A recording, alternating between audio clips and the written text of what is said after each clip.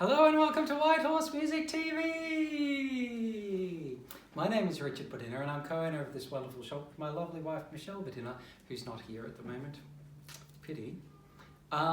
Today I'm going to show you a couple of cellos. There is a teacher who's teaching cello called Alison, and she has some students who want 3/4 size cellos and don't want to spend millions of dollars. Be silly to spend millions of dollars if you're a beginner cellist. So I've got a couple of second-hand 3/4 size cellos, but despite being second-hand, they're pretty tasty.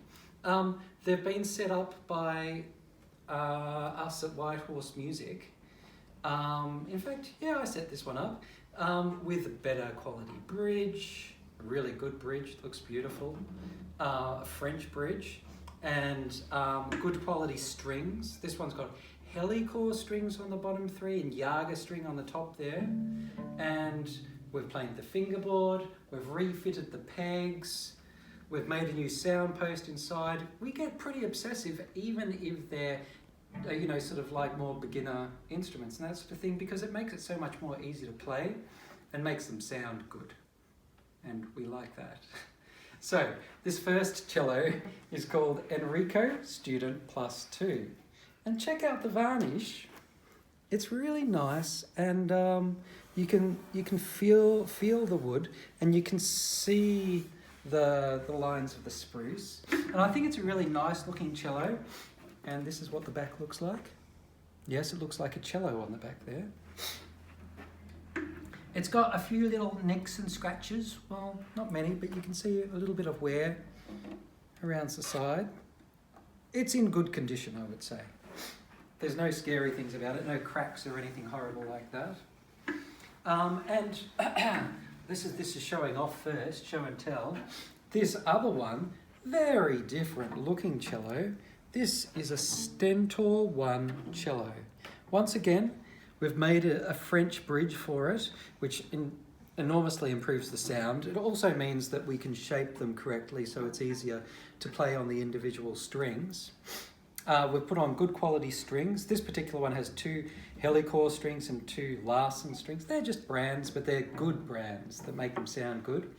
And this one, we've refitted the pegs and we've lowered the nut so it's easier to press down the strings. We spent like about 4 hours on each one. We're that crazy. And this one has little stripes on that the previous owner, before they traded it in the other day, had on there, and I thought I'm going to leave them on for the purpose of this video, because why not? I'll be able to know where to put my fingers. So that's exciting. Alright, I'll start by playing this Stentor violin. I'll put it on my shoulder, no I won't. This Stentor cello, and then I'll move across to the Enrico.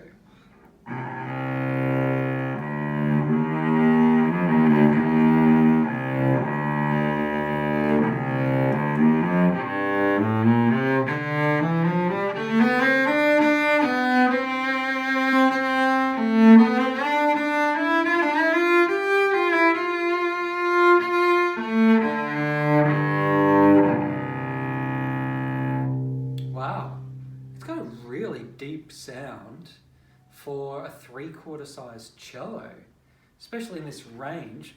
You'll notice there's a little bit of jewellery on there. That's called a wolf note eliminator, because on one of the frequencies, one of the notes, it makes the vibrations too big on the cello. The vibrations usually come from the strings through the bridge to the cello, and it vibrates and it makes the sound.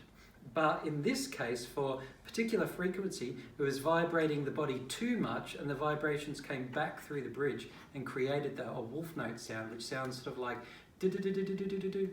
And it's very weird, and we don't want that. And so putting this little weight on behind the bridge, changes that, gets rid of that, diminishes that frequency and stops it doing that weird wolf thing. It's often better, more expensive cellos that will need wolf note eliminators because they vibrate well enough to create wolf notes. But this one requires one. It's quite a deep sounding cello, so there you go. Having said all that, I'm going to try playing a little bit of bark, do the bark test. Riff.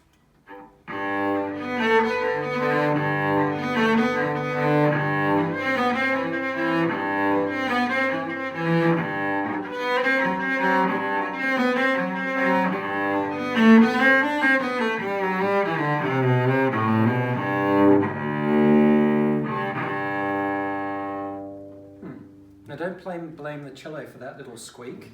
That was me doing a bit of a weird, funny wrong note. But that sounded very, very deep, very rich and full, and very pleasurable for a beginning sort of cello. So I like that one. All right, so Enrico, student +2. Let's see how you go.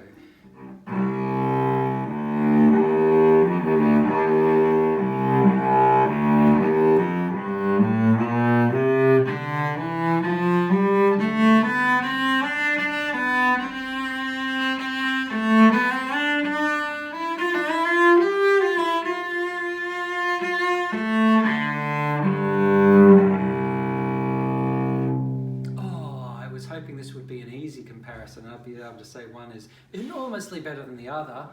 I would say this is not quite as deep as the ridiculously deep stentor cello, but it is very sort of, it has maybe more core to the sound, and is really nice and warm as well.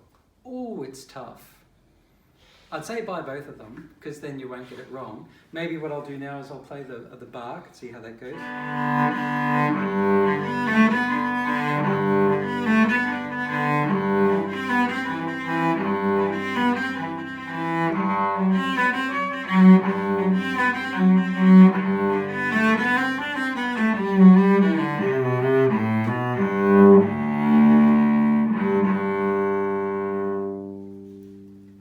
Beautiful. It maybe rings slightly more than the stentor, but it is a tough call between those two.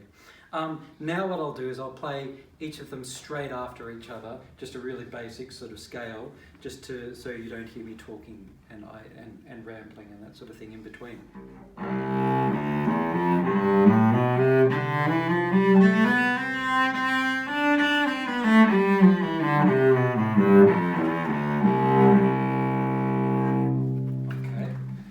The Enrico. It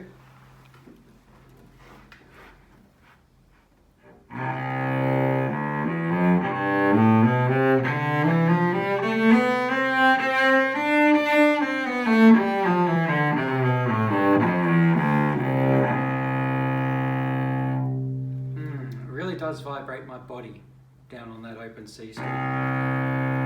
Have you noticed your room is shaking? Probably not. That's okay. Well, I think they both sound really amazing for that sort of price range. Alison, I don't know what to say. Maybe we can ask the YouTube community to recommend either of those cellos for you as well. Thanks for watching. Bye.